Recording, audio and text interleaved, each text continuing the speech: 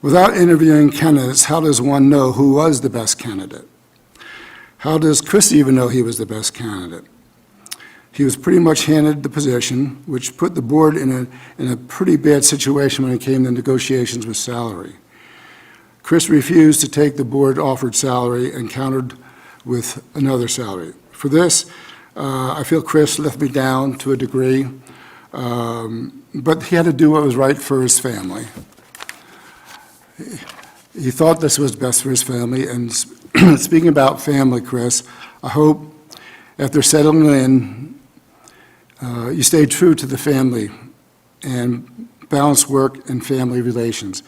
For all the money does not encompass what family means to most people, so please pay attention to that. In conclusion, while I'm disappointed with the board search and how the salary was handled, I've known Chris for 20 years, and I know his character integrity, which to me cannot be learned and which to me is much more important than some of the other aspects of this position. So with that said, I welcome Chris, and I think he'll make a great superintendent. Thank you.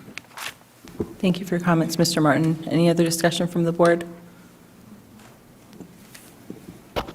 Okay. I just want to say, Dr. Trickett, you've been in the community for a long time. You've been with the district for a long time. And yes, we did do a search just through the BCIU, and we turned up with the best candidate, sitting 2 people to my left. This district could not ask for a better person. He lives and breathes, red and white. He would do anything to make the school district succeed. To me, you are the best choice for the superintendent, and will do an excellent job. And if you didn't, you wouldn't have supported the board, which you do. So congratulations, again, a little preliminary to what you're going to get after your oath, but thank you for sitting there, and thank you for your willingness. I just want to add and respond a little bit to Mr. Martin's comments. We've been succession planning for over a year now with Dr. Faley and Dr. Trickett, and knew this moment was coming, grooming Dr. Trickett to be in this position for the board to accept Dr. Trickett as superintendent. We showed our due diligence. We learned from lessons from the past as a board, and interviewed other candidates, got the BCIU involved, and even Dr. Hackman from the BCIU said Dr. Trickett is one of the, could be a national candidate, and was offered jobs paying much more than Wilson School District. So for Chris to come here and say, Wilson is my home, it's, I want to stay here, says a lot about Chris and being a bulldog through and through and bleeding red and white. So I'm extremely excited to have Dr. Trickett here at the helm. And if you looked at comments across social media, there's very few things lately that our school district does that doesn't matter who you are, what side you are, whether you're red or blue or whatever. Everyone that I've come in contact with and through all the emails that I've received, Dr. Trickett is the right choice for Wilson. So very excited to have you on board and looking forward to this vote. Thank you. Thank you, Mr. Case. I just wanted to Mrs. add, Casper. I'm also very excited to have Dr. Trickett and to be able to work with Dr. Trickett. As a fairly new board member, I come from a background where I believe in process. Everything that I've done had to be done through a process. I've never been cherry-picked or anything like that or drawn through in any kind of way systemically. Everything is procedural. So I do believe that processes are there for a reason, and that's part of our role as board members, is to make sure that we do our due diligence in those processes. And although I agree to some extent with Mr. Martin in terms of this process not necessarily being, I feel like it was kind of very mechanical. There wasn't a lot of thought put into it.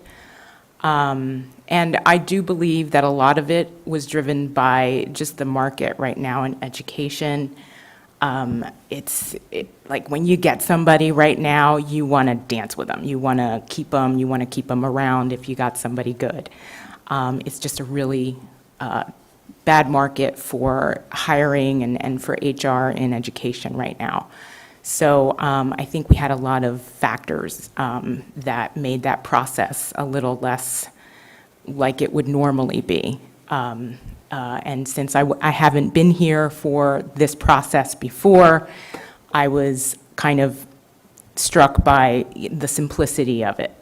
So although I agree that Dr. Trickett is the best candidate for this position, I know that Wilson has an external reputation of, hiring within and kind of just pulling people up through, and that is representative of the leadership in this district. It is very not representative of the populations that it serves, and I think that's something important to think about for the future. So although I am thrilled to be working with Dr. Trickett and think that he is the best candidate for this position, I just wanted to just voice that was my concern as well in terms of the process.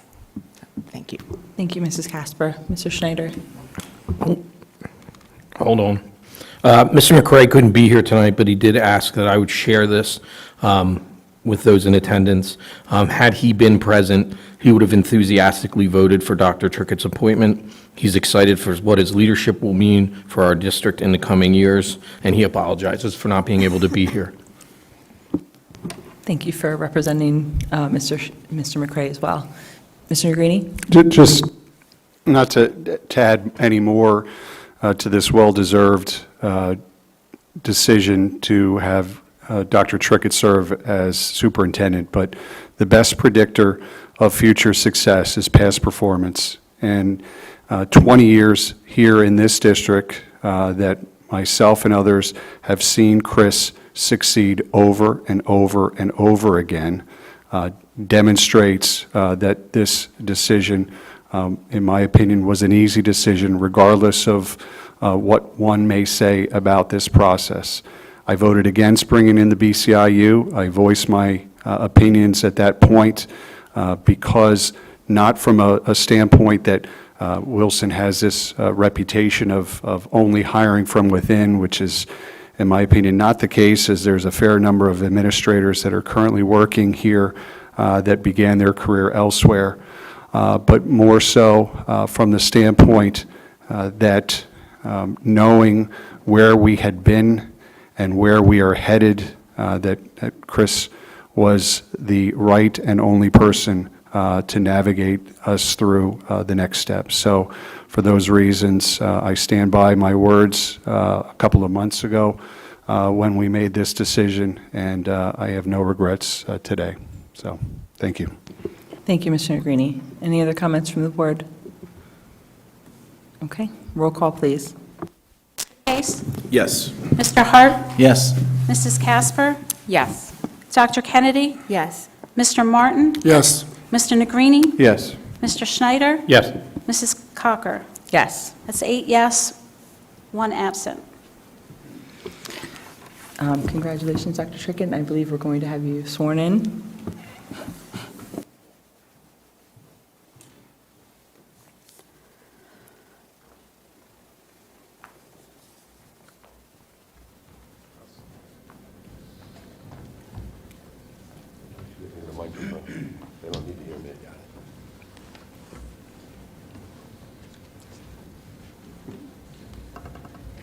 Left hand on the Bible, raise your right hand.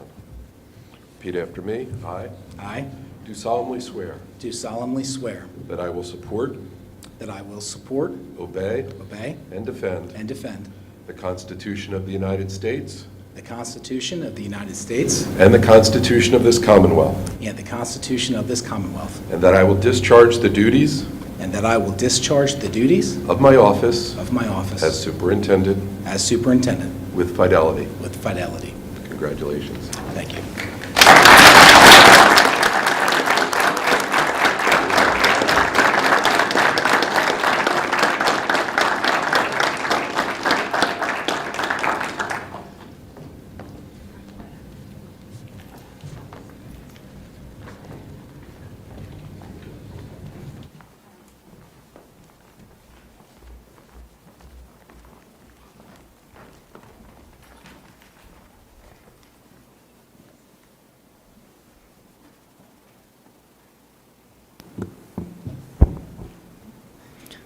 don't know if we should wait for him. He's coming back. All right, he's coming back. Just one moment. He's definitely coming back. We can't just leave. We just voted you in. He said something about family and... Right. Yeah. Thanks, Mr. Martin.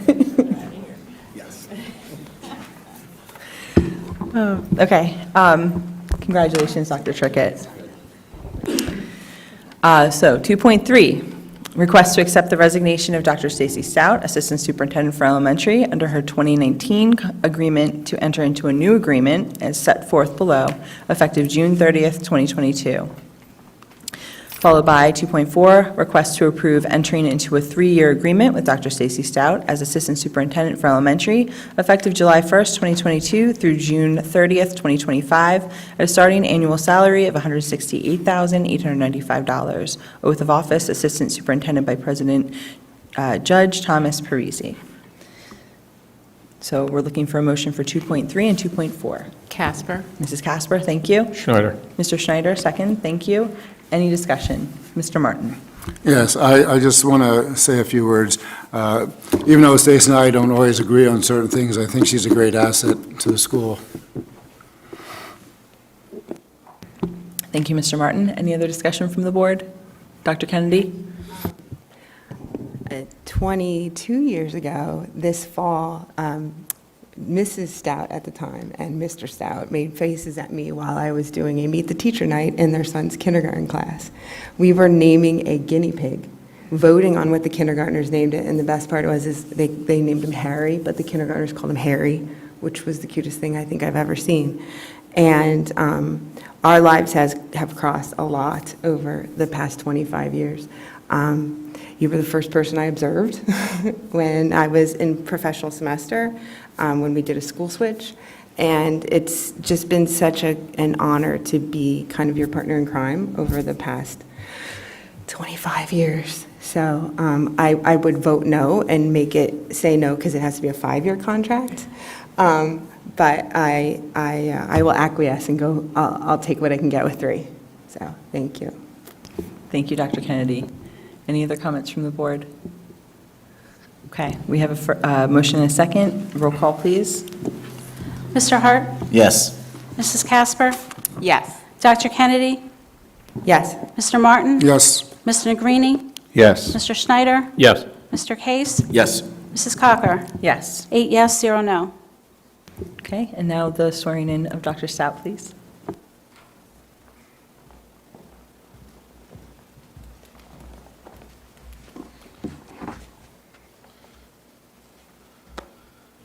Repeat after me. I I, state your name. Stacy Stout. Glad you remembered I it. was going to say state your name, but I thought that'd be obnoxious. Do solemnly swear Do solemnly swear that I will support, that I will support, obey, obey, and defend and defend the Constitution of the United States the Constitution of the United States and the Constitution of this Commonwealth, and the Constitution of this Commonwealth, and that I will discharge the duties and that I will discharge the duties of my office of my office with fidelity. with fidelity. Congratulations. Thank you very much.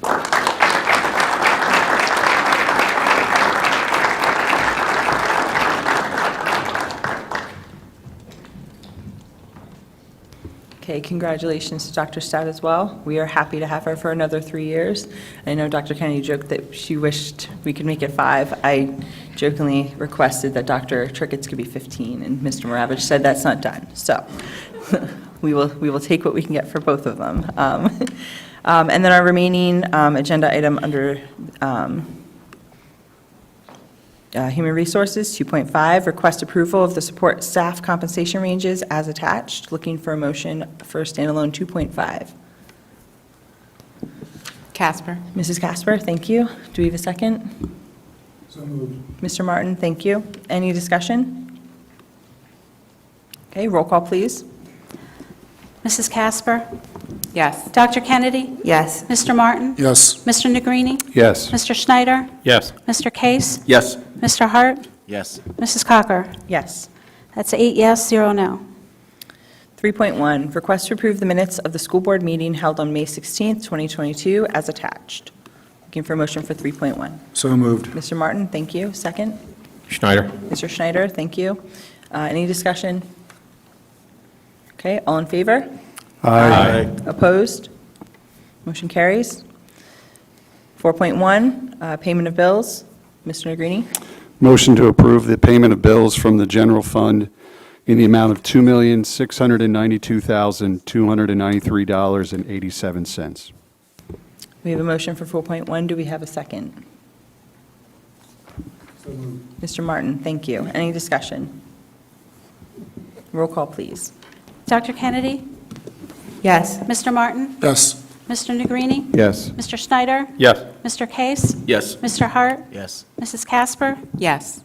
Mrs. Cocker? Yes. 8 yes, 0 no. Superintendent's report. Dr. Trickett.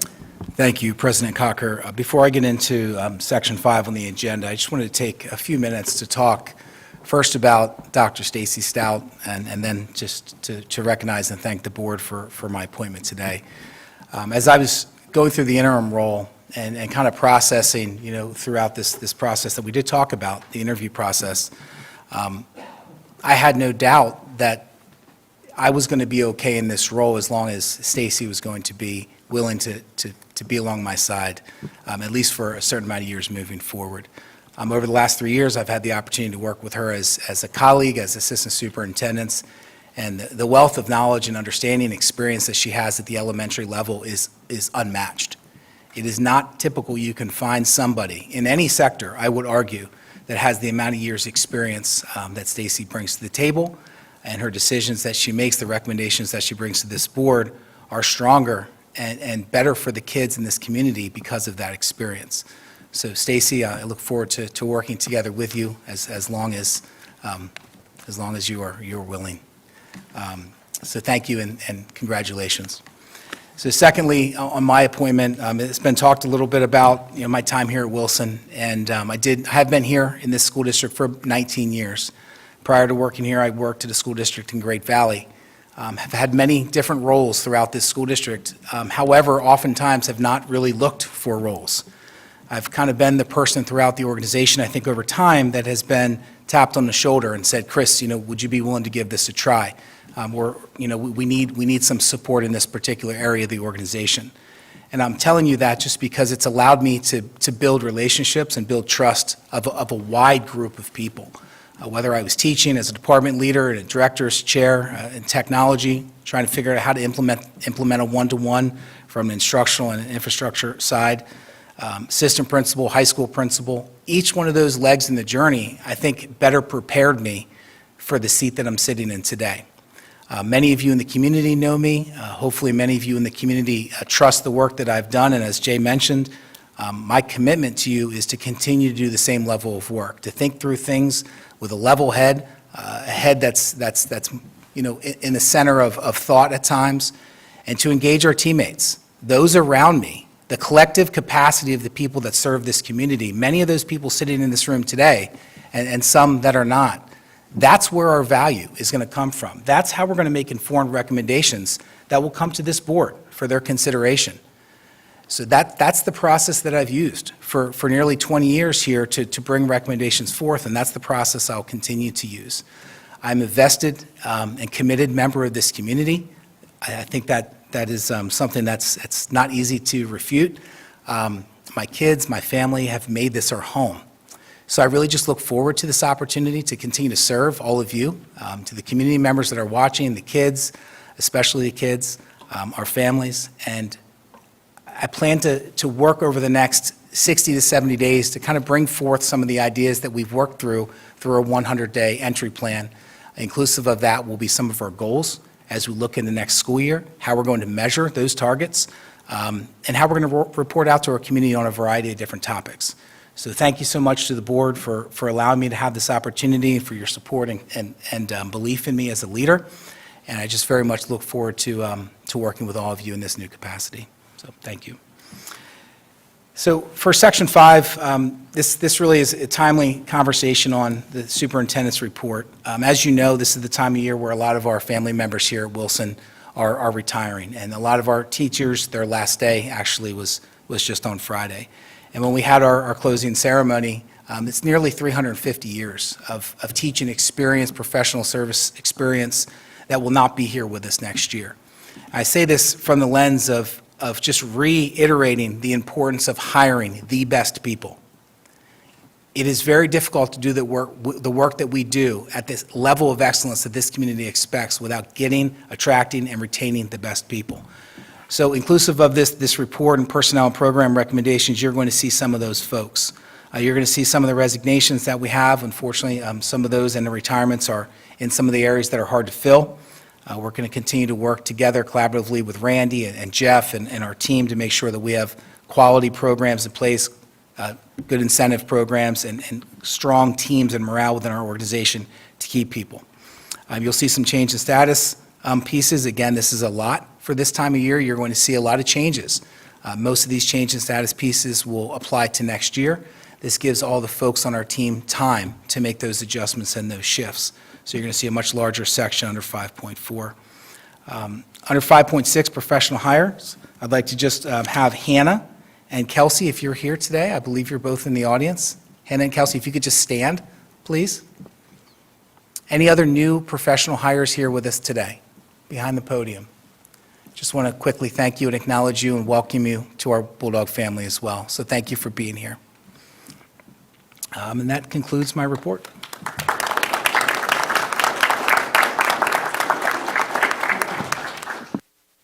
Thank you, Dr. Trickett.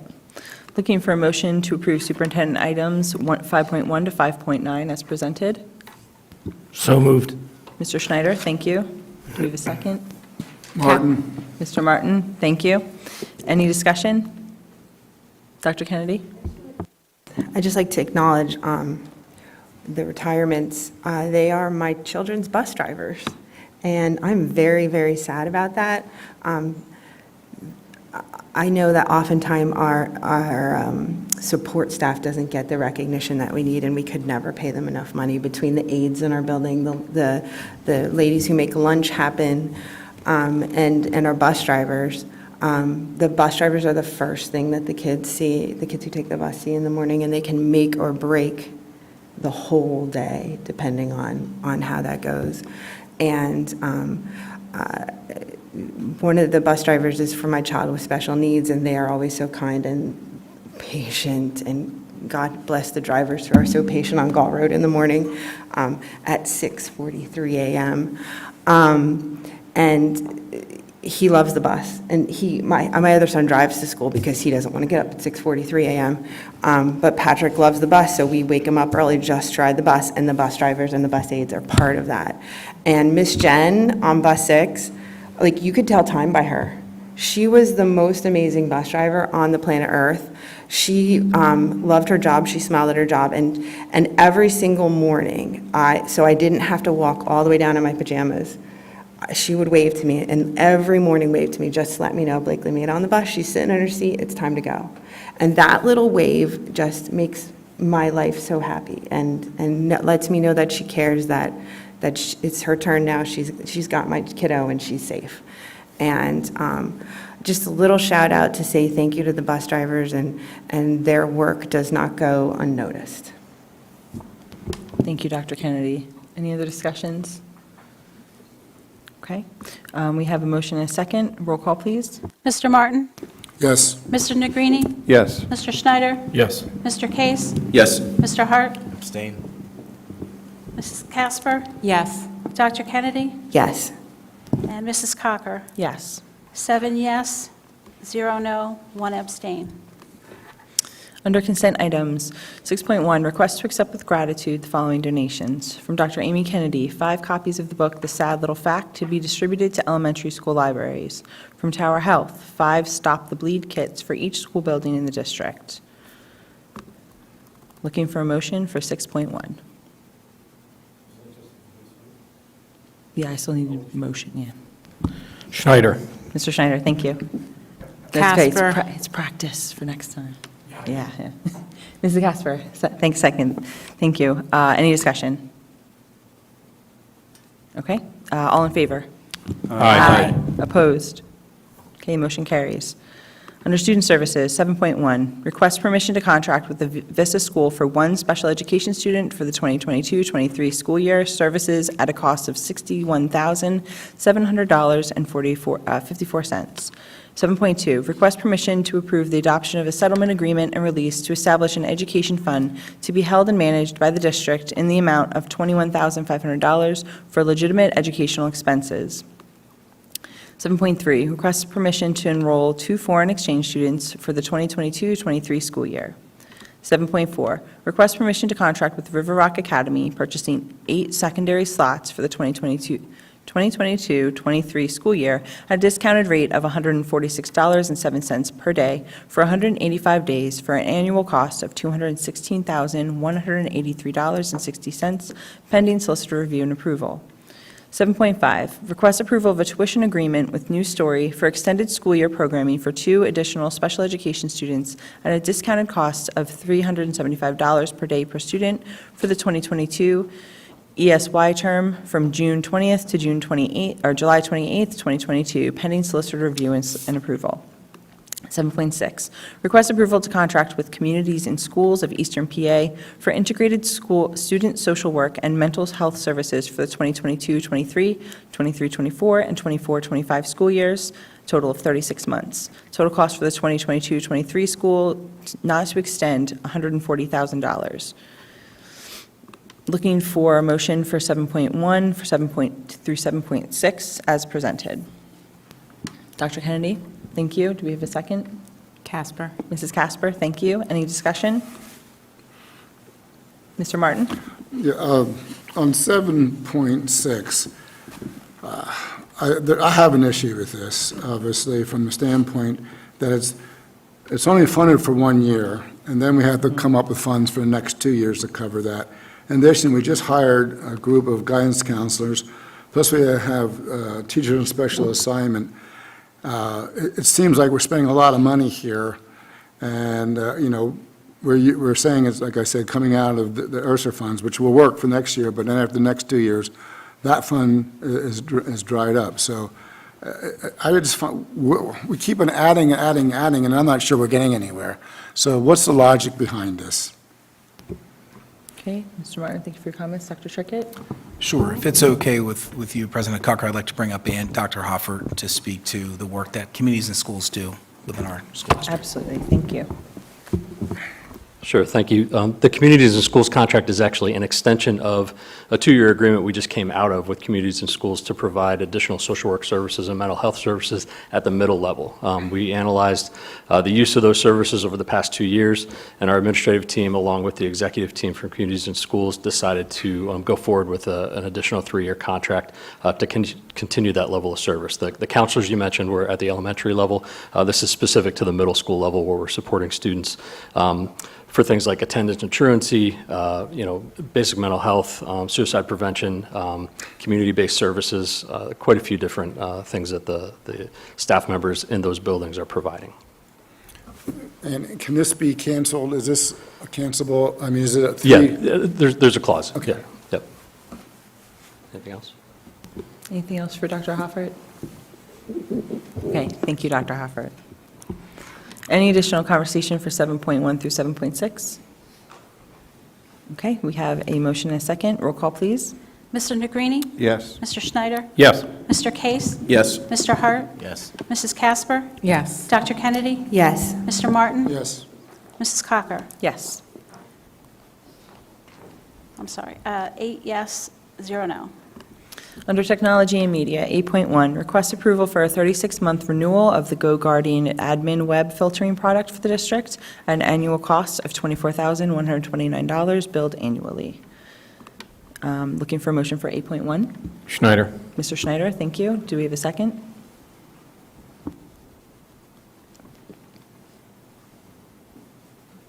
Mr. Hart, thank you. Any discussion? Okay. Roll call, please. Mr. Schneider? Yes. Mr. Case? Yes. Mr. Hart? Yes. Mrs. Casper? Yes. Dr. Kennedy? Yes. Mr. Martin? Yes. Mr. Negrini? Yes. Mrs. Cocker? Yes. 8 yes, 0 no.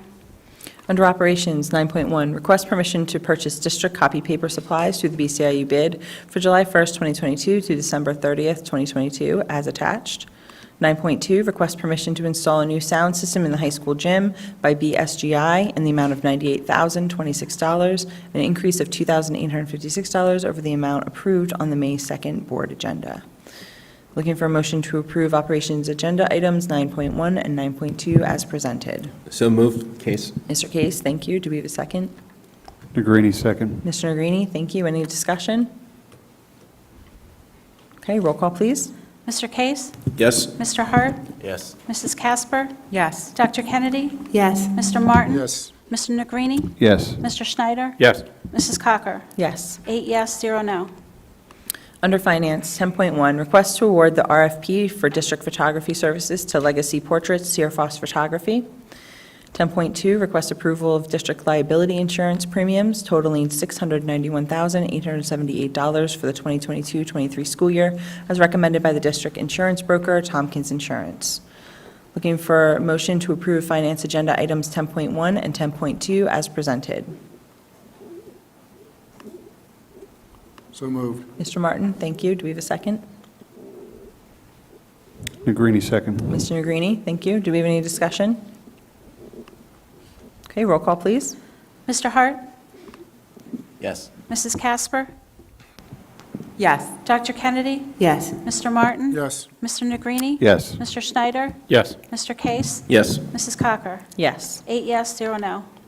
Under Curriculum and Staff Development, 11.1, request approval of a contract with Transio Jobs for Transio Jobs, which will support our work-based internship program for 350 students for $2,550, inclusive of professional learning for key staff, pending solicitor review and approval.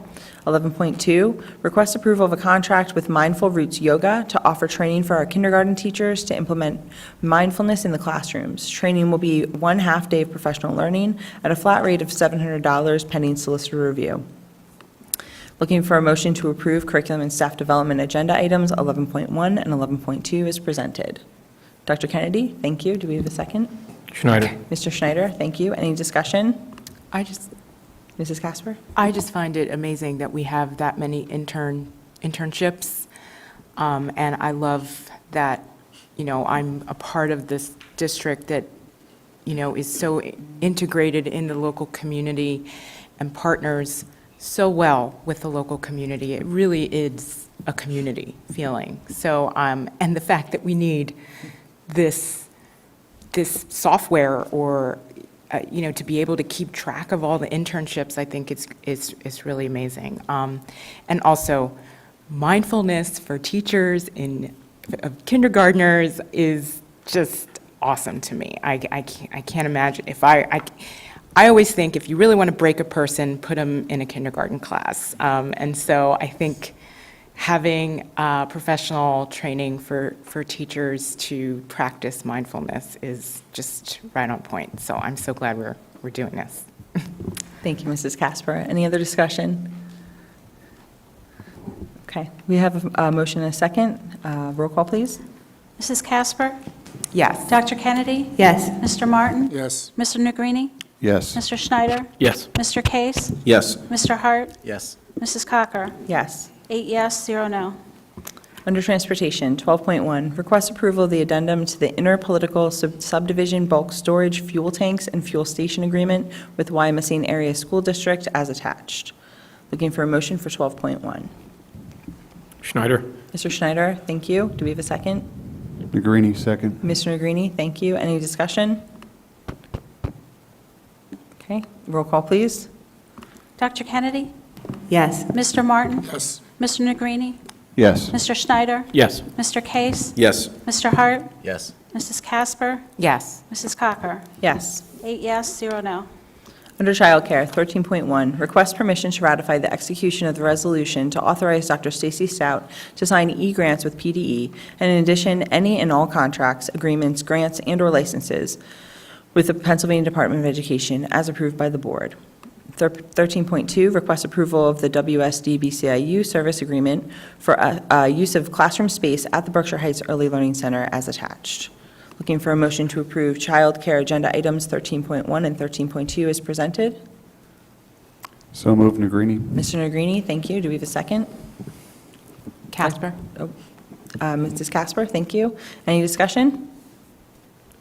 Okay, I would just like to comment, since the category is childcare, we had an ad hoc childcare policy, or committee, that addressed, a few years ago, and I'm sure certain groups in the community remember that there was a discussion around the possibility of taking our childcare and early learning center and moving into the possibility of a third party coming in and taking over the programs. And there was a lot of feedback from the community that they really wanted to keep those programs in-house and under Wilson control. So we formed an ad hoc policy, or ad hoc committee, to address the issues and to take a look at what our programs actually are doing and how we have them structured. And we recently held our last meeting for that committee, and I just wanted to thank Dr. Stout and Mrs. Wales and Mrs. Haza, sorry, we go by first names, Karen, for all of their work that they've done over the last couple of years, and all the teachers that also contribute to those programs. The program itself has come a long way. It was great to begin with, obviously, and that's why parents and families in our community fought so hard to keep them as they were under Wilson control. But they've grown so much in the last few years, and I just wanted to say thank you for all of the hard work that was put into that. So we have a motion and a second for 13.1 and 13.2. Roll call, please. Mr. Martin? Yes. Mr. Negrini? Yes. Mr. Schneider? Yes. Mr. Case? Yes. Mr. Hart? Yes. Mrs. Casper? Yes. Dr. Kennedy? Yes. Mrs. Cocker? 8 yes, 0 no. Under policies, we have a final reading and adoption of the following revised policies: 6.8, or 608, bank accounts, 607, tuition income, as well as second readings for 808, food services, and 218, student discipline. So looking for a motion to accept 14.1. Oh, no vote. Right, roll call for that. For 14.1 only. Looking for a motion. Schneider. Mr. Schneider, thank you. Do we have a second? Dr. Kennedy, thank you. Any discussion? Okay, roll call, please. Mr. Negrini? Yes. Mr. Schneider? Yes. Mr. Case? Yes. Mr. Hart? Yes. Mrs. Casper? Yes. Dr. Kennedy? Yes. Mr. Martin? Yes. Mrs. Cocker? Yes. 8 yes, 0 no. Under committee reports, BCTC, Mrs. Casper. Yes, thank you, President Cocker.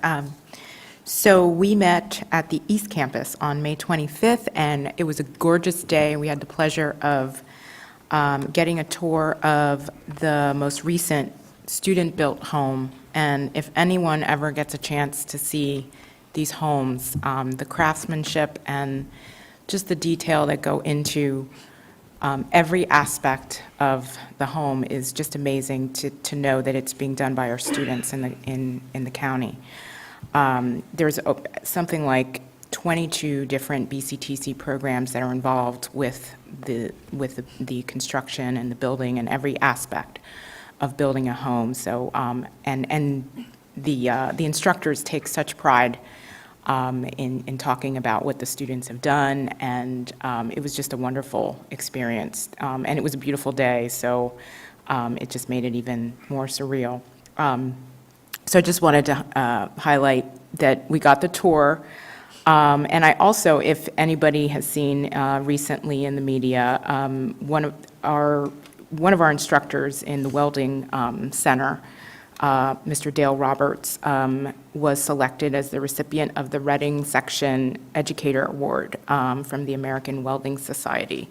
And the Welding Center is actually fairly new, and he had a lot of say in the design of the center. So a lot of the instructors that I've met throughout my time as a member of the JOC at BCTC take such pride in their work. you wouldn't even tell that they're an instructor sometimes. And they look after the students and make sure that the students are safe, and it's just such a pleasure to meet the instructors. So I just wanted to recognize Mr. Roberts on his recognition. So, and that's all I have for my report. Our next meeting is June 22nd at the West Campus. Thank you. Thank you, Mrs. Casper. Student Services Committee. Yes. So we met briefly on Wednesday, June 1st, and I just wanted to highlight one of the main things that we sort of confirmed was our plans for moving forward with our agreement with the Cook Center for Human Connection to offer the parenting coaching, staff professional development, interactive community health nights, during both the 22-23 and 23-24 school years. And for the coming school year, we've already identified some dates with some topics for the first 3 mental health nights. September 21st at 7 p.m. is Building Your Child's Confidence. October 19th, 7 p.m., Protecting Your Child on Social Media. I'm going to try that one out. November 16th, Your Child's Anxiety. So the agreement includes a full day of professional development on topics such as mental health for students, suicide prevention, safe messaging, and QPR, which stands for Question, Persuade, and Refer, which is a suicide prevention strategy. We also continued our discussion of the proposed revisions for Policy 819, which is suicide awareness and prevention and response. So we're going to continue that at the next meeting. So, and that's my report. Thank you, Mrs. Casper. BCIU, Dr. Kennedy.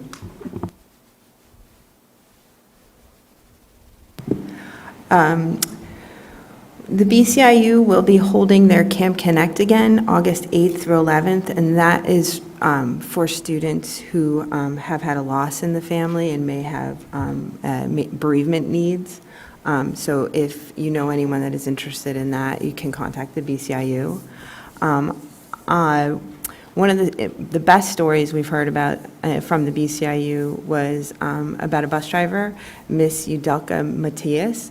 A student on the bus that she was driving came up walking in the aisle waving her hands and motioning to clear her throat, and she was choking. And Miss Matias relied on her training, and she pulled over and she performed the Heimlich maneuver, and the student is safe. So that was really, we got to talk to her about her story and talk to her, and that was really a good thing. The Berks County Intermediate Unit's 40th Annual Art Exhibit, Secondary Art Exhibit, was on display at the Goggleworks Center from April 1st until April 17th, and they made a YouTube channel. So if you YouTube BCIU Goggleworks, they have a really cool video with all of the different works from all the different schools. The BCIU will be holding their 8th Annual Core Connections Conference. 2022 Learning Together Through Inquiry and Curiosity, Tuesday, June 14th and Wednesday, June 15th from 8:15 to 2:30 at Muhlenberg.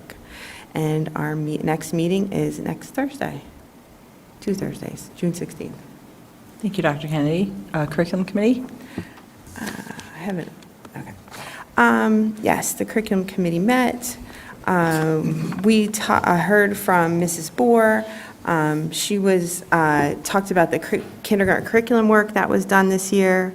Mrs. Mitsteifer, this is exciting, presented the elementary progress report work. So they're going to come up with a new report card. This is like the 5th report card I think we've had since, but this one is I'm really excited about. They're going to be piloted in classrooms for certain classrooms for the 22-23 school year.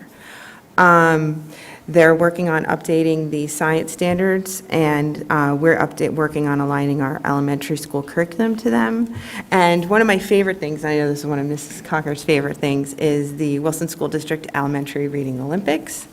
198 students participated, over 1,000 books were read by the students who were involved, and it's always a fun night to celebrate reading and celebrate books, and I'm glad that it's back.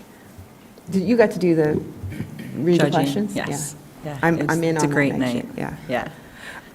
Speaking of the internship at the high school, we did have to purchase the Transio jobs because we do have over 300 students. And as someone whose child was lucky enough to participate in an internship, I can tell you it is amazing and worthwhile and wonderful. And it's probably one of the things that this district should be most proud about. And I want to note that one of the things that I like the most about the internship is, I remember when it was first proposed, it was supposed to be this like star-studded, our best and our brightest, and only the super like smart, qualified kids are going to do it.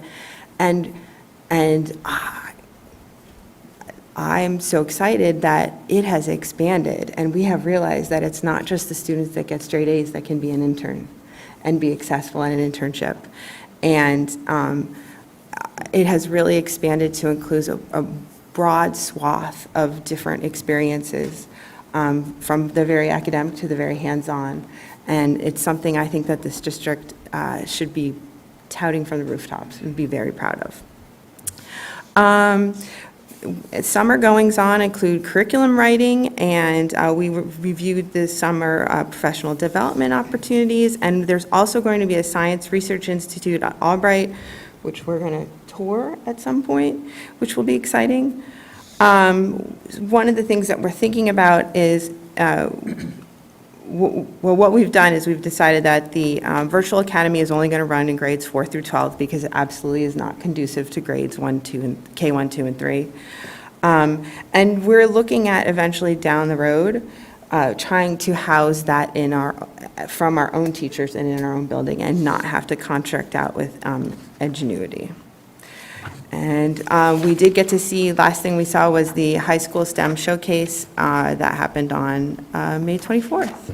Got to see some cool pictures of that. That's it. Anything you want to add? No. All right, we're good. Thank you. Thank you, Dr. Kennedy. Berks EIT, Mrs. Schlossman. I have no report, Okay, thank you. Extracurricular Committee, we have not met since our last meeting. However, I would like to congratulate all of our students, our student athletes, our students that are involved in our theater group, our band, orchestra, chorus. They all worked really hard and had, I know my schedule was packed, a ton of activities and ceremonies and presentations at the end of the year that the last 2 weeks feel more like 2 months. So congratulations to everyone too. They've accomplished everything they've accomplished for the school year, and they should be very proud for all of the work that they put into it for their final products. And that's my report. Facilities Committee, Mr. Case. Thank you.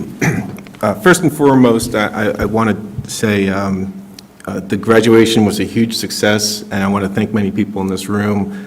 It was a perfect evening. It was fantastic. I'm so proud of the school district and thankful for the administration, the local police and fire departments that helped manage everything, the Education Foundation, all the donors, the parents, the students, the community, and most importantly, the operations and the facilities staff. The end of year, there's a lot of things going on at the very end of the year, between graduation, the cap and gown ceremonies, all the end of the year ceremonies, carnivals. There's a lot of setup and takedown, and it all happens with a small team of folks and an administration and staff that pull together to get it all done year after year after year. So thank you. It does not go unnoticed. Our community is so proud of our district, and we have one of the best, probably one of the best in the nation graduation ceremonies. When you look online and you watch other schools in stuffy auditoriums, I'm not quite sure it gets any better than what we do. So thank you, everyone, many people in this room, for putting it all together. I appreciate it from the bottom of my heart. I hope it keeps going. So with that said, enough about, I could gush all night about all that kind of stuff. But as we voted on earlier, the gym sound system, we signed the contract, or we're signing the contract, and work is going to begin this summer. The operations team's going to be doing deep summer cleaning and refinishing all the gym floors starting on Monday, and working around other schedules to make sure that it all happens in an organized fashion. And if everyone noticed walking in, the vestibule is making great progress, and the air conditioning is already working. So everyone should be, I'm freezing right now, by the way. I know this one's working. So the next facility meeting is going to be on June 13th in the operations building, and basically going over some of the projects, updates, and planning for the summer. And that's the report. Thank you. Thank you, Mr. Case. Finance Committee, Mr. Negrini. Thank you. We had a meeting earlier today at 4:30. We discussed the 22-23 Food Services Fund proposed budget. As many know, it's the end of the waiver for universal free meals. So we're looking at potentially an increase of food costs next year of between 20 and 30%, which is certainly concerning. In an effort to try to maintain the number of participants that we have had over the last year and a half with breakfasts and lunches served, the recommendation is that there's no change in the price of the breakfast or lunch meals being served at Wilson. We are still one of the highest, if not the highest, in the county, but it was pointed out by Ms. Ginn that every increase in the cost of a meal, 5 cents, demonstrates a decrease in participation. So based upon that figure and the hopes that we maintain what we've been providing to our students over the last year and a half, that is why the recommendation regarding no change in the price of those meals. It was also pointed out that although next year it is not anticipated the need for any replacement of equipment, the following year, starting 23-24, and over a 3-year period, earmarked for replacement would be a number of equipment, freezers, dishwashers, ovens, et cetera. It's anticipated over that 3-year period about $422,000 in replacement of equipment, so we're keeping an eye on that. We discussed the 22-23 Child Care Fund proposed budget. We did vote previously of an increase in tuition rates for both the before and after school child care program as well as the Berkshire Heights program. There was some discussion about separating the before and after school child care budget from the Berkshire Heights budget to demonstrate which of those programs running at a profit and or a loss. Furthermore, it was discussed about renegotiating the contract that we have with the BCIU who utilizes space over at Berkshire Heights. We had some year-to-date financial review and projections. Revenues are coming in slightly higher than anticipated. At the next board meeting, there will be a line item for a vote about a committed fund balance for future enrollment expansion. If you remember from our last budget, we had set aside, I believe, $600,000 for future enrollment expenses with the possibility of building a new elementary school. With this year's budget, that number would be $1.5 million. The idea is to take that money and commit it into that particular fund balance for decisions to be made by the board for that particular use of enrollment expansion. And then finally, the 22-23 general fund budget update. At our next meeting, we will be voting on the final budget. Disappointingly, we don't know the exact figures that Wilson will be getting from Pennsylvania unless that budget is passed unrealistically within the next 2 weeks. We have predicted or budgeted for 25% of what Governor Wolf had promised that public education was going to get. Last year's budget, Pennsylvania's budget, I don't even think was passed until October, so we're utilizing that conservative estimate as those numbers typically get siphoned away for other programs. But the highlight of today's meeting with the final budget, we're seeing an increase of about $800,000 in revenues, putting at the final revenue at $121.7 million. Final expenditures budgeted at $125.5 million.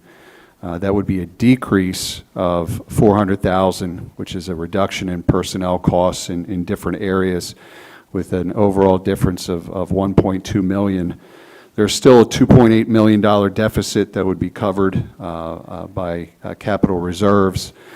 And what should be coming out in a board update, and which will be ultimately decided at our next meeting, is whether or not to continue with a 4.2% increase, or 1.16 mils over the previous year, or whether to look at that difference of $1.2 million and have a reduction in the millage increase and the overall percentage increase from year over year. The concern that Christine has with any reduction is the compounding effect as we are projected out with further deficits, especially with setting aside money for enrollment expansion, and how that may impact, with a decrease in millage this year, a potential increase in millage in year 2, 3, 4, moving forward, if we do ultimately build another school that needs to be completely, fully staffed. So look for that information moving forward, and ultimately a decision will be needed to be made by this board whether or not to pass on some relief in tax increases based upon that change of $1.2 million, or have concerns about future implications if we don't take that millage increase to 4.2%. That's my report. Thank you. Thank you, Mr. Negrini. Legislative, Mr. Martin. Yes, I have a few things to go over. Both houses are back in session tomorrow. They'll be there through the whole month of June debating on the budget. The budget is very complex for the situation because of the excess revenues that the state received from the federal government. I don't expect an early resolution because there's a lot of money out there. It's unspent. The governor has just come up with a new plan to distribute $500 million to families that need COVID relief. The exact details are not yet been published, but that's just one item that is struggling with the overfunds. So with that, I'll lead into the Ifos report. That's the Independent Fiscal Office is warning the state legislators that there's going to be a deficit next year, basically, because of the funds from the Fed are diminishing. So there's going to be approximately a $5 billion deficit compared to this year.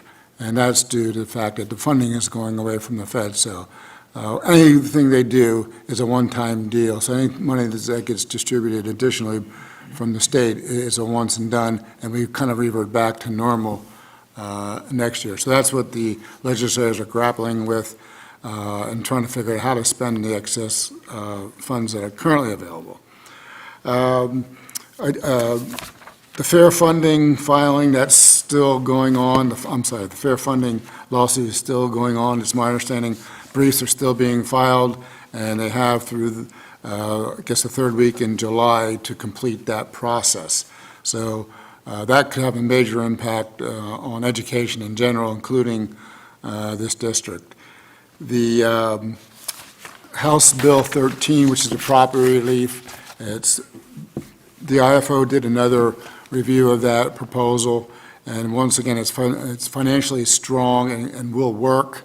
The issues are that other taxes will increase to offset the property taxes. We spoke about this, I think, at the last meeting, but I'll just highlight a couple of things. There'll be an additional sales and use tax of 2% distributed to the local school districts and controlled by the county.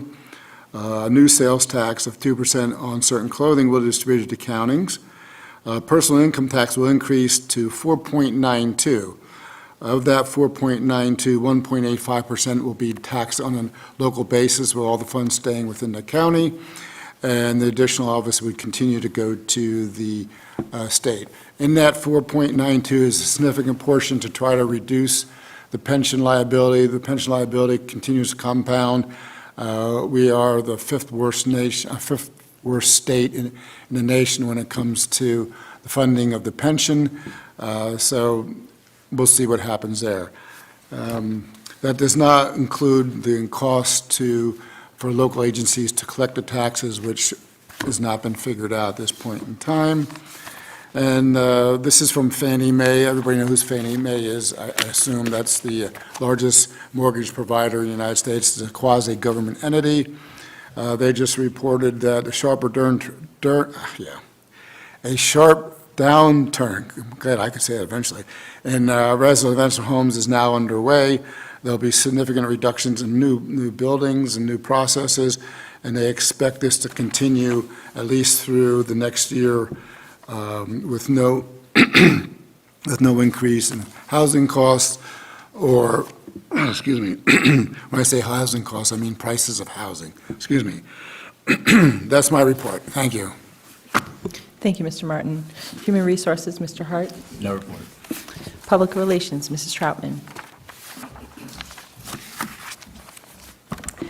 Good evening. I have quite a few items to share with you tonight. First, I'm going to start with some Wilson good news. There's been lots of good news in Wilson, so I'm just going to highlight a couple of things. First, we want to congratulate Coffee Anoki, Sammy Eisenhofer, Luke Klein, Nikita Patel, and Colby Snyder for competing in the Governor's STEM competition and receiving an honorable mention presented to teams demonstrating exceptional effort and skill in their submission.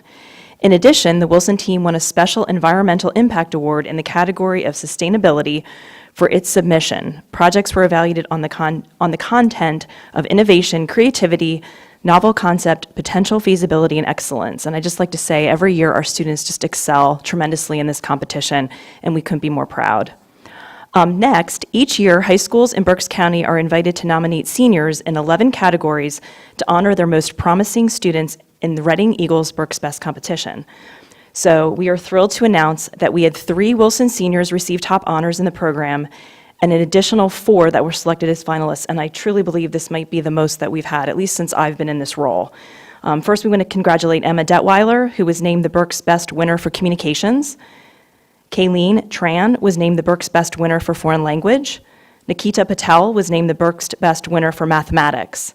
In addition, Wilson seniors who were selected as finalists include Colby Snyder for Mathematics, Nikita Patel for Science and Environment, Isabella Sanders for Social Studies, and Bailey Nicholas for Vocational Technical Skills. So we just want to congratulate these outstanding students on being recognized among the best in Berks this past year. The Wilson students also have been featured in the Reading Eagle quite a bit lately. First of all, we had Wilson junior Kelly Hartman, who I spoke about last board meeting. She was featured in an article about local high school students who graduated from RAC before receiving their high school diploma. She was one of 3 students in Berks County, and I believe the only junior that received her associate's degree before even beginning her senior year here at Wilson. Pretty amazing. She does plan to pursue a degree in nursing. Next, Nikita Patel was featured in the June 2nd edition of the Reading Eagle in a story about her ability to skip 2 years of high school and graduate last Friday after just turning 16 years old. Nikita will be attending RPI Institute in the fall on a $178,000 merit scholarship. And I can tell you I had the pleasure of actually being a part of the interviews with both of these outstanding students, and I can tell you the future is bright. It was just an incredible experience to hear our students and all of their amazing accomplishments. So finally, a lot of people have already said this, but I just want to publicly thank the entire Wilson community for their support this past school year. The culmination of the year ended with events and activities across our district, all designed to celebrate the accomplishments of our amazing students and our staff. We had moving up ceremonies, concerts, academic and athletic award ceremonies, plays, musicals, and countless athletic events. And there were just so many community members who came out to support our students, and we could not be more grateful. The parking lots at this district were packed. The auditorium was packed. Every field was packed, and it was just awesome. And also, we've already heard about this, but we had a wonderful celebration of the class of 2022, and we just cannot, again, express how amazing it is to be part of this wonderful, wonderful Wilson community. From our parent volunteers who organized our cap and gown event, I think there were over 300 in attendance. I believe that is the most ever. They also raised over $20,000, which is incredible for that event. We also had community members donate thousands of dollars to allow us to create our incredibly memorable graduation event, which again was complete with the parade, the ceremony in the stadium, and an amazing fireworks display. So we just want to again thank everybody who had part in making all of our seniors feel so special. Please continue to follow the Wilson School District on social media and check out our district website so we can all stay in touch over the summer months. Thank you. Thank you, Mrs. Troutman. Education Foundation, Mr. Case. Thank you. That's a tough following. But the last Education Foundation meeting that was 2 Fridays ago was a very uplifting meeting. There were teacher presentations highlighting the success of the teacher-created programs funded with the help of the Education Foundation venture grants. So a couple of the teachers that came in, Lindsay Mason and Belinda Davison, they're librarians for Southern and West. They added, they talked about their programs that they created, which were basically farm-to-table gardening and also hydroponic gardening, and they tied their programs to books in the library and the research of the benefits of gardening, which include decrease in poverty. And then also Karen Moreland and Ed Lucky came in and demonstrated the many benefits and successes of the roving calming carts that they built and that they're used in the elementary schools, which were kind of game changers within the COVID time within the classrooms. So really uplifting and inspiring stories, and just it's great that the Education Foundation continues using funds well spent on venture grants. There's a date change to the back to school night. It is now August 28th at 5:15 p.m. at the Reading Fightin' Phils. And also the Education Foundation Bulldog Bash is Saturday, September 17th. It's a pretty cool thing that they're doing this year. The Legacy Award is going to be for the longtime art teacher, Mr. Bob Chappell. Some of his artwork is amongst us right now. And one of the things that they're going to be doing at the Bulldog Bash is they're going to be raffling. You could actually raffle and buy some of his work, which will be kind of neat. So everyone loves Bob, from my understanding. You meet Bob, you love him, you'll buy his artwork. It's a great thing. So tickets are going to be available in July, and so watch for that coming up. And then the next Education Foundation meeting is September 9th, which I don't even want to think about it because that means we're kind of going back to school soon. So thanks. Thank you, Mr. Case. Mr. McCray is not here for Technology Committee. Mr. Schneider, do you have a report? I have no report. We haven't met. I would, though, reiterate that everybody loves Bob Chappell. Agreed. All right, thank you. So we do have some public participation on non-agenda items. So Mr. Maravich. I'll try to abbreviate it a little bit. Individuals attending meetings are expected to conduct themselves in a responsible, respectful manner that does not disrupt the meeting. Public comment is not question and answer, but instead opportunity to offer comments on matters that are or may come before the board. All comments must be directed to the board as a body. Clapping, calling out, cheering is not permitted. Individuals may not approach the board tables. Individuals shall make their comments from the speaker's lectern. Comments are limited to 3 minutes, and I provide the 1-minute warning. Any person making threats of violence may be removed from the meeting or may be cited by local police. Thank you, Mr. Maravich. First, we have Frank DiMartini, graduation special ed. All right, so it's my first time here, so bear with me. All right, good evening. I'm a proud parent of a Wilson 2022 graduate and came here to speak my appreciation to the high school leadership. They allowed my daughter to graduate early on the field by herself due to her special needs, and it made my family's day, so thank you to them. First, but what I'm really here for is, I am not a Wilson Bulldog through and through. I guess I didn't grow up here. Neither did my family. We moved here. One of the reasons we moved here was because of the special education program. So, I lived in other districts in Berks County, and I can tell you that this is the best. This is one of the reasons we moved here. That's why some of the comments made during the last meeting struck a chord with me. Parent cannot request an IEP, and for student it suddenly appears. Okay, you have to train teachers and professionals that evaluate and determine the needs of a student, then work with parents to create the best learning environment. To say it's a la carte education is insulting, not only to the special education department, but to the parents. No parents seek to have their child identified, but do it to give them a free, appropriate public education or FAPE as required by law. The improvement in growth my child gained while being in Wilson compared to the school district we previously resided in is astronomical. The bar was not lowered for my child, as was stated by a board member, but instead the tools were available to come to school without the fear of being treated unfairly. An IEP is not only the protection of the student, but also for the teachers and district. My child's IEP evolved over time, where that all was required was to allow her to leave class a little early for sound sensitivity and not to be bullied in the hallway, and she was given 1 day's notice of a fire drill. Not that huge of a financial burden. Now I have a graduate who will be attending an art school with 2 different scholarships for academics this fall.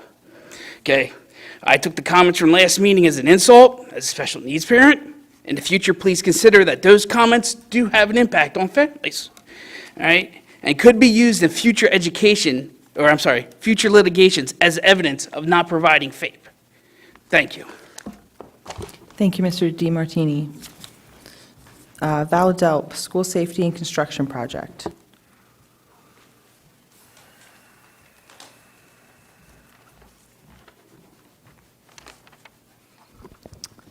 Good evening. So in light of the most recent school shooting in Uvalde, Texas, I'd like to ask what the board is planning to do to increase school security in our district. Simply training students and staff with active shooter drills and hoping that will never happen here is not enough. Clearly, in the case of Uvalde, even trained law enforcement did not stop the active shooter within an acceptable amount of time that could have saved lives. We should be asking how we best prevent anyone with a gun from entering any of our buildings, and not just hoping that local law enforcement can arrive quickly enough to resolve the situation. Our students, teachers, and administrators deserve to feel safe every day that they arrive on school property. I would like to see the board make a reasonable inquiry into where our security breaches are and develop a plan to fix them. In a lot of the school shootings over the years, the shooter was someone familiar with the school and likely aware of where the security was lacking. I'd also like the board to look into the cost of metal detectors and an armed security guard at every school's front entrance. I also still believe that connecting the upper and lower houses is a necessary security measure. Next, I wanted to suggest that in your talks to move forward with revising the Capitol building plans, that you consider making the arts a priority. Hearing the students, parents, and teachers who came to speak at the last meeting about how they have been looked over for several decades really made me feel for those kids. I was heavily involved in the music program in my high school career at Daniel Boone, and a lot of those experiences shaped who I am today. My best high school memories and friends were made while participating in those programs. We were fortunate at the time to have a district that fully supported us with good quality facilities, uniforms, and trips. I was personally unaware of just how poor Wilson's art facilities were before having heard the experiences of those who use them the most here. Those students and teachers do deserve better, and I just ask that you look at how they can get the facilities they need without going over budget. Thank you for your time. Thank you for your comments. Randolph Blatt, non-agenda fiscal matters.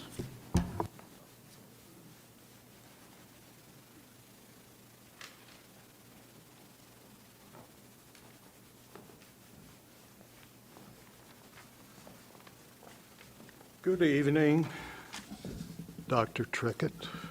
Congratulations. And I would have asked for more money having 3 daughters and 3 weddings. I only had 1 daughter, but she got married in Jamaica. Ugh. Anyway, I want to talk about fiscal responsibility. You have some major dollar issues coming about. Teacher's contract, possibly in elementary school, revisit the high schools in the fields, projects and potential spending on what Val talked about, security. Yet many of you have expressed at the last meeting you have little or no experience regarding finance.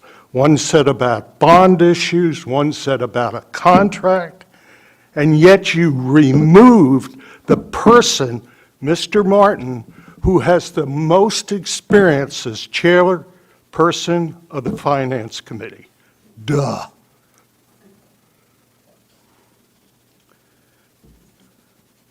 One member talked about Lincoln Park and previous boards. 20 years, 8 years at president, going through teacher's contract, building new schools, sending students to different schools, closing the schools. And if you don't think that was rough, it was rough. However, Lincoln Park, I want to explain this. Lincoln Park costs too much money to build. And we were doing equity to put in the advent of computers, computer room. We couldn't do it at Lincoln Park. There wasn't enough land to put a building back there. And later, there were batteries in the soil.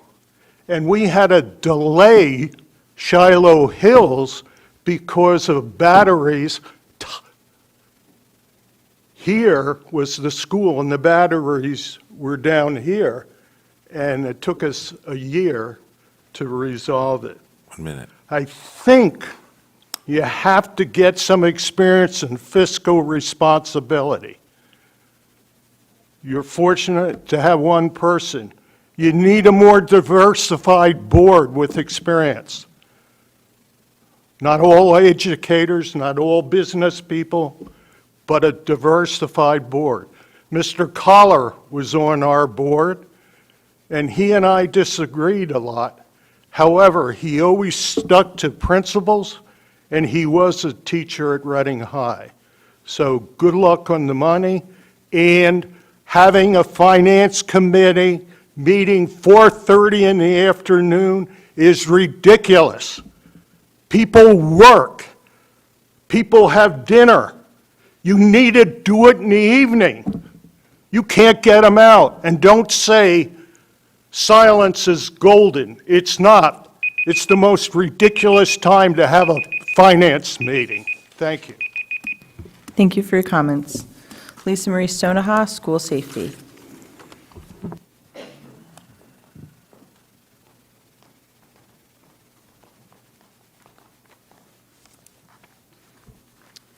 I want to start by thanking you, Dr. Trickett, Dr. Stout, Dr. Byrne, and Officer Johnson and his team for handling the incident at Shiloh Hills on the last day of school and taking it very seriously. My hope is that this is a turn of new leadership, and this is how we're going to continue to handle these situations, because over the past year, we have seen a tremendous increase in violence, not only to our schools, but within our classrooms. Our kids, teachers, and staff are being hit, punched, kicked, slapped, bit, spit on, stabbed with pencils, and more. And I've seen it with my own eyes. And it's happening very early on. A kindergarten class was trained to cover their heads, duck, and run from a classmate when he's having a bad day, because that friend of theirs would start smashing things, including classmates' heads. Another elementary class was taught to quickly evacuate and leave the classroom for their own safety, thanks to the quick thinking of the teacher, and they would take walks around the building until that student calmed down and they could put the classroom back together. Elementary students complain about music being played in their classroom. When parents asked about this, they were told it's a study to help them learn better. The reality is the students told us the truth, and it's because it was drowning out the screaming and yelling of a student throwing desks, screaming and punching and hitting their teacher in the hallway. This is unacceptable. This is unacceptable to our teachers and to our students. And here's what's happening. Because our teachers, our paras, our enrichment teachers are all handling and babysitting these situations, the kids that are doing school well are suffering. The kids that do school well, you know how they get enrichment? They're shoved in front of a computer. And that's how, and they wait for the other students to catch up. And that's what's happening. It's not okay. And as parents, we ask about it and we're told things like, oh, the student had an asthma attack. I don't know about you, but those that I know, I fortunately do not have asthma, do not throw desks and punches and bite and kick as an asthma attack. Now, everybody deserves a fair education, but everybody deserves a safe and fair education. Teachers are not able to do what they're hired to do, and that's teach. They're having to navigate a very violent classroom. And they're forced to spend time and honestly babysit in many times. And really, what are we going to do about it? There are schools in our area and across the country that are taking this head on, and they are doing something about it. And the amazing part is they're doing this without creating smaller classrooms, without extra help, and without raising taxes. They're getting creative and they're being proactive. And this is what I would like to see Wilson to do. I'm very passionate about making our schools safer. I was very shocked. The more I volunteered, the more I got involved, the more I talked to parents, the more questions I asked, the more stories I found out. I even have personal examples where I was brought something to the school, of something I witnessed, and was told that we couldn't do anything about it. Unacceptable. Unacceptable. Now is the time that we have to make it safe for our teachers, our students, and staff for the fall. And I ask you for your support with this. Thank you. Thank you for your comments. Dwight Wegman, capital expansion and school curriculum.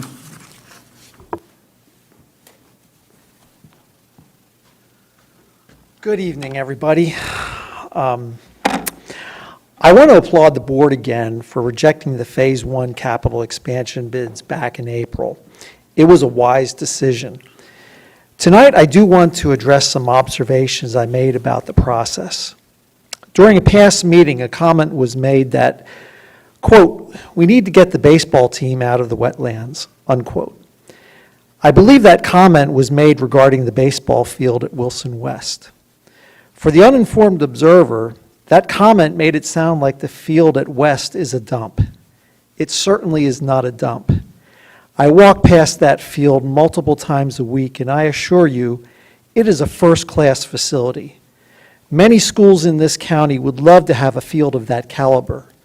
So is driving a few minutes to get to West worth $7 million? I don't think so. It's a want, not a need. Second, today I stopped at the Yoakum Institute just down the road on Penn Avenue. It has a black box theater that seats 100 people and is available for rent. I have the business cards of the executive director and artistic director for anyone interested. I don't know if Wilson Theater Department has ever used the Yoakum facility, but that sure seems like an economical win-win solution to me. Why not work out an arrangement with the Yoakum Institute to rent their facility when needed?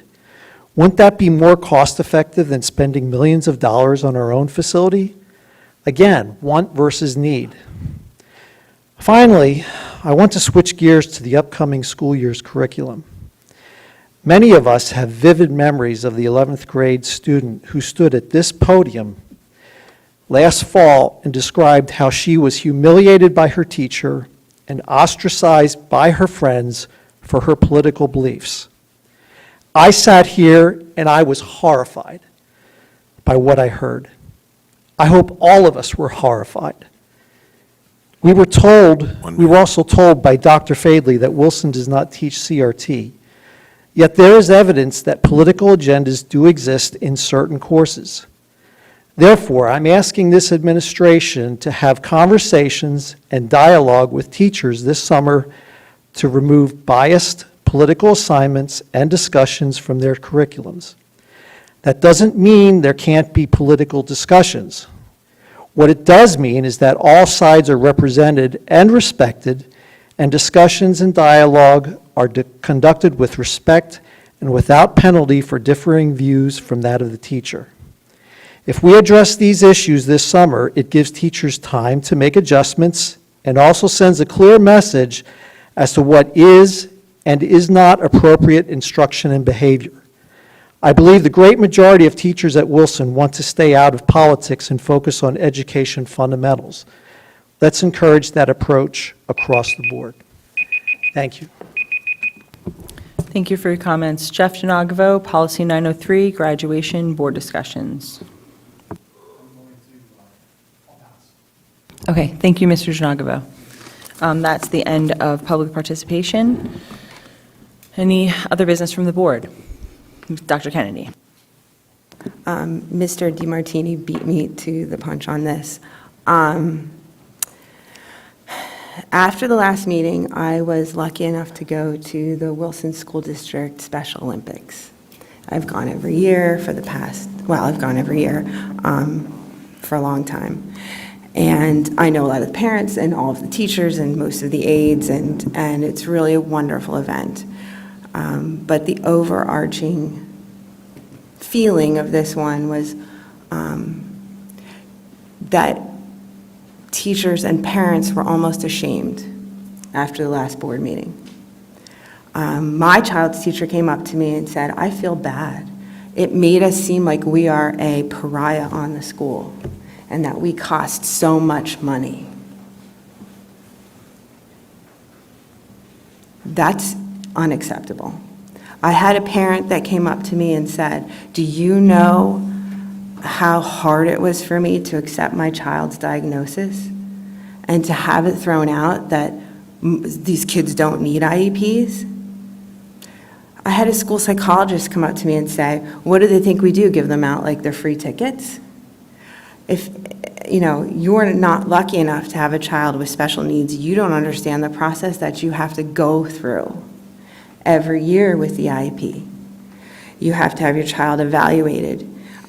You have to have a meeting, an IEP meeting. You have to come together as a group and decide what's best and what's reasonable for your child. Sometimes we get these huge settlements where we are not able in this district to meet a child's needs, so we have to send them to, unfortunately, another placement. But the best possible scenario is to provide these children what they can do, their free and appropriate education that they are owed by law here at the Wilson School District. The reason we stayed in the Wilson School District is because my oldest child has special needs, and not just special needs, but heavy-duty special needs. He is nonverbal. Do you know what it's like to send a child who can't come home and tell you what's going on at school to school and trust the adults? Do you know what it's like when you send a child and they can't tell you if you're sick or hurt or if anyone's bothering them? My child had a seizure the other day at school, and thank God there was a nurse in that building, in that classroom. There's a community member complaining that we have too many nurses, and why do we need a nurse supervisor? Well, it's just not the school nurses. We have children, fragile children, that go to school and cannot be at school without a nurse. If that nurse wouldn't have been in the classroom, I'm not sure what would have gone on. It was so helpful to go, and when he went in the ambulance, and I met the ambulance there, to be able to say to the doctor, the nurse saw the seizure. And when they heard the nurse, okay, it was a real seizure. How long was it? What kind of seizure did she say it was? And that was so helpful when we were trying to figure out what was going on.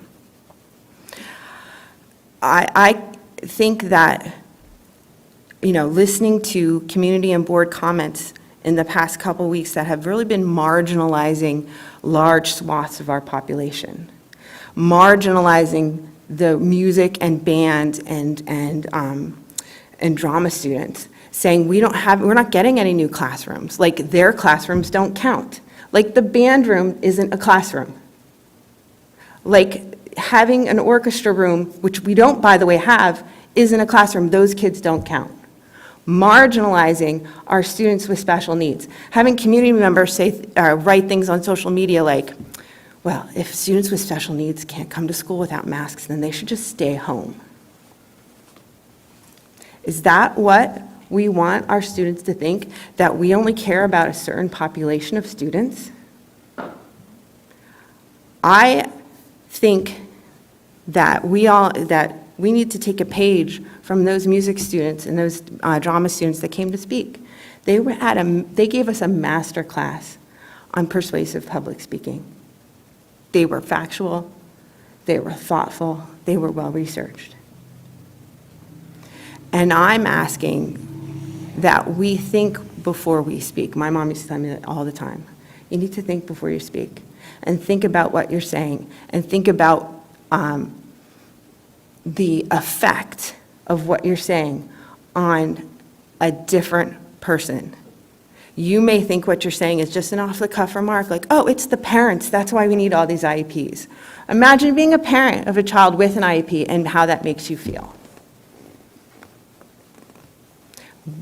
We need to do better, and we need to make sure that we have a view of the whole Wilson community, the students who actually attend our schools, and not just the typical everyday students.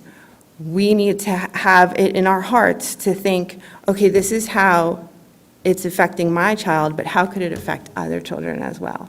And why is this going on? And perhaps not come up and accuse parents and students and speak about them like they're a pariah on this district. Thank you. Thank you, Dr. Kennedy. Mr. Negrini? Thank you. First, to Mr. Blatt's point, Mr. Martin does come to every one of these finance meetings since we've made some changes, and I did defer to our previous start time of 4:30. However, we have discussed about making those meetings publicly available, live streaming them, recording them. So we'll take that under advisement so that we can have more transparency in those committee meetings. I don't have a problem with that, and we'll revisit that after we pass our budget next meeting. We won't be getting together for finance for quite some time, to Christine's pleasure, but she'll continue to work on that, but we'll take that under advisement. Secondly, to join in Mr. Case's praises for everybody for graduation. As a father of a graduate, I want to thank the community members that came out for the parade to see the support of our community on that parade route was fantastic. Mrs. Keener, we missed you this year. Hopefully next year you can join back in. But it was wonderful to see everybody coming out and applauding everybody that drove through there. My last comment really comes as a father who has had my daughter go K through 12 here at Wilson, and I want to thank each and every person that has had an impact on her life. It's certainly impossible to thank everyone. My daughter has an inspirational quote on her wall. It simply says, "Bloom wherever you are planted." And she certainly exemplifies that, to see that 5-year-old walk off to school in kindergarten and be welcomed by Dr. Dina Wirt in the front office, Kathy Reber, and to see that little girl bloom into the young woman that she has become is amazing. The inspirational quotes, on the one hand, you look at taking advantage of opportunities, and Maddie certainly has taken advantage of the opportunities afforded her here at Wilson that has allowed her to bloom. But as we all know, in order for flowers to bloom, the environment has to be right. There are a lot of things that go into the environment for that to occur.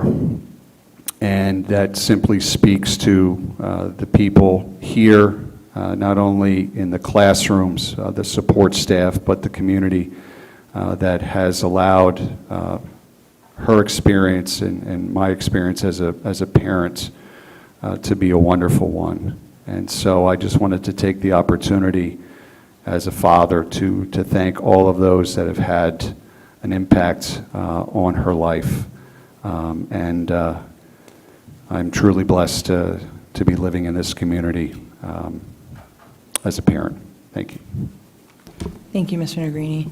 Any other discussion from the board? I'd just like to say a couple of words, if I may.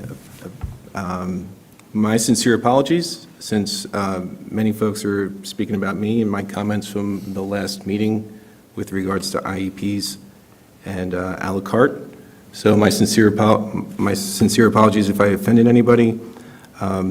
My point I was trying to make without putting my foot in my mouth even further was with regard to when we talk about budgets, we have skyrocketing costs and unfunded mandates. It is a great thing that Wilson is fantastic at special education and that people want to come to our district. That is not specifically at all what I was speaking of. I feel from a society perspective, we are getting to the point where no one's allowed to fail, and you cannot discipline, and I'm not speaking generalities, but some students you're not allowed to discipline. Teachers are not supported with discipline. It creates safety issues. It's with some of the issues that we're speaking about here, where people are teaching with their hands tied behind their back, where you can call home and say, Johnny called me a so-and-so, and a parent will be on the other side of the phone saying, not my kid.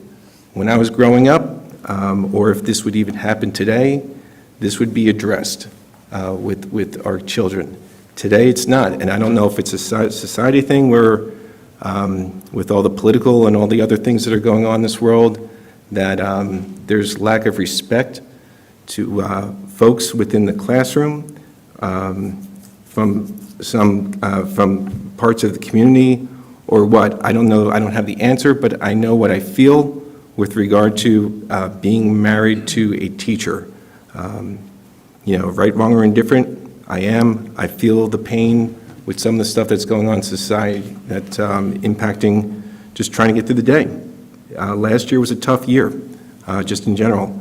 So with regard to whether it's discipline or cannot fail, some of the greatest lessons in life are learned by failure. So I would ask this district, the administration, the principals, assistant principals, do we allow our kids to fail, or do we push kids through at any cost to the next grade level so we don't have to deal with it? When you learn to fail, you will learn how to pull yourself up by the bootstraps and do better the next year. So I would just have everyone consider that my comments were not meant to offend anybody whatsoever. So again, I apologize. But there is a larger conversation that needs to be had with regard to society and support for some of the administration and teachers that are trying to educate our kids. Thank you. Thank you, Mr. Case. Any other comments from the board? Mr. Hart? Thank you. I just want to say a few things. One, Dr. Trickett, congratulations on your appointment. You are the best person to be seated there this evening and for the next 5 years at least. So congratulations. 5 years. Dr. Stout, congratulations to you on your new contract and your appointment to Assistant Superintendent again. We know you'll do a great job, as you always have, over the many, many years you've been here in dedication. So congratulations to everyone for the completion of another school year. That was challenging for many different reasons to many different people through different problems. Congratulations to everyone. It was a year that was more challenging than years in the past. So again, thank you for all that you did, regardless if you're a parent, if you're a student, administrator, support staff, teacher, central office administrator, whatever role you play, the community members in getting through this school year. Thank you. Thank you for graduation. It was outstanding, as was said before. This was my fourth child graduating through the district. I think it gets better every year. So 10 years from now, when my other child graduates, I'm sure it'll be even better. So we have a long time to go. School safety, I do agree, needs to be addressed. A lot of times, things are out of our hands, but I don't know that we can accept what's given to us at all times. We need to question, we need to ask, we need to provide, not just be questioning the problem, but be a part of the solution. And there's a lot of things we need to do to create safer schools, not just for people outside of the buildings, but inside. Make every child feel safe, make every teacher feel safe, make administrators feel safe, and support staff. You need to be safe, feel safe if you're going to do well in school. And when it came to the budget, I voted no for the preliminary budget 2 weeks ago. I had a lot of my questions answered. I made sure that I asked people when I had the questions of what needed to get my help to understand the budget more. I hope that those who had questions about their part of the budget, or whether they agreed with it or disagreed, I'm sure there were still questions about the budget. I just hope everyone took the opportunity to inquire about that. There are 2 weeks left before we pass the final budget. If you didn't take time to get your questions answered, please do. I know there's been talk in the past about special education, the rising costs. One of my children has special needs. There are ranges from, we talked about the education costs 2 weeks ago when the budget was presented. We saw tonight an agenda item for $61,000 to educate one special needs child. And that's probably not the highest either. So wherever your child falls upon that spectrum, whatever needs to be done to give them that opportunity. My son will graduate, but there are certain things I know he will not be able to do. As much as I challenge him, I know he can't do it. But that does not mean he doesn't deserve the opportunity to be taught and give him the experiences he needs to be successful in life to do what will be his optimal challenge in life. So if you have questions, please get them answered. I know there are many conversations that will never be solved, but whether it's $10,000 or $100,000, it's hard to come up with the money, but these children deserve it. So, thank you. Thank you, Mr. Hart. Other discussion? I just had one comment. I was sworn in at the end of 2019, so I really only had like maybe a couple meetings that were pretty normal before everything changed. And so I don't really know, I don't have a reference point in terms of what graduation may have been like prior to 2020.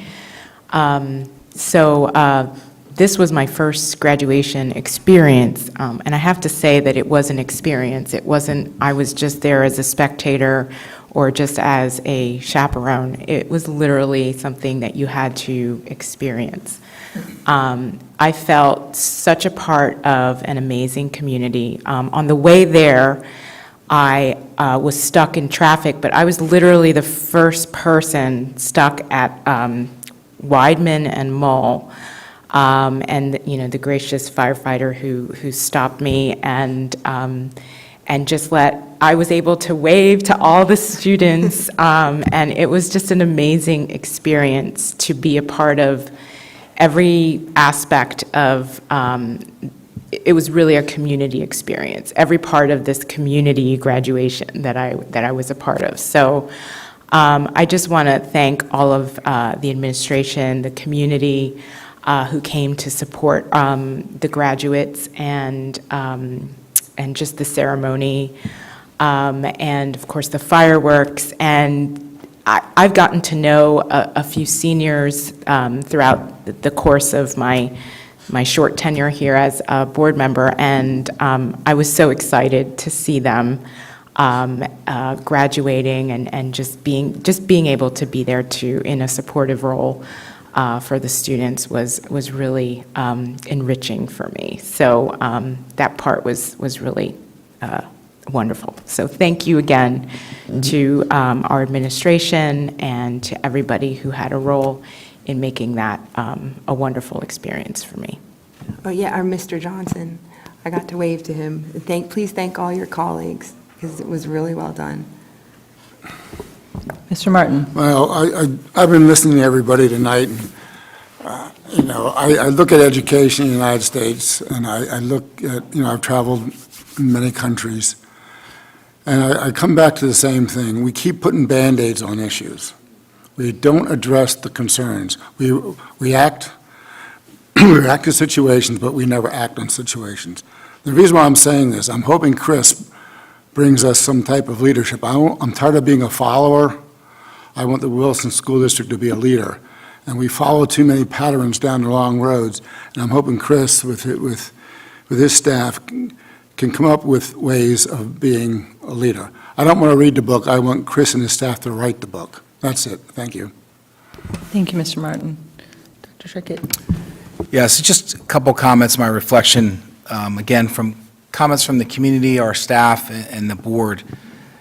We spent a lot of time over the past 5 or 6 weeks celebrating all the things that make this school district wonderful. And we talk a lot about excellence. We talk a lot about the culture, the pride, all the different things that are great about this Wilson community. And we're all here because we live here. And we love everything that makes up, the municipalities that support our school district. However, our work is on some of the other pieces, right? Our work is to preserve those things that are great. It's to identify the things that should not change for the negative and slowly continue to improve them. But then our work is also to identify the areas that we need to have continuous growth in. And we talked about a lot of those areas today. We have challenges. Many people in our audience and our board spoke about some of those challenges. Trust me, there are many more. So our work, to kind of piggyback on Mr. Martin, is to define, what does excellence mean? Not from 5 years ago, or even next year, but 5 years from now, how will we define what our community deems as excellent? And then slowly but truly over time, to put forth a plan where we're continuously progressing towards that standard.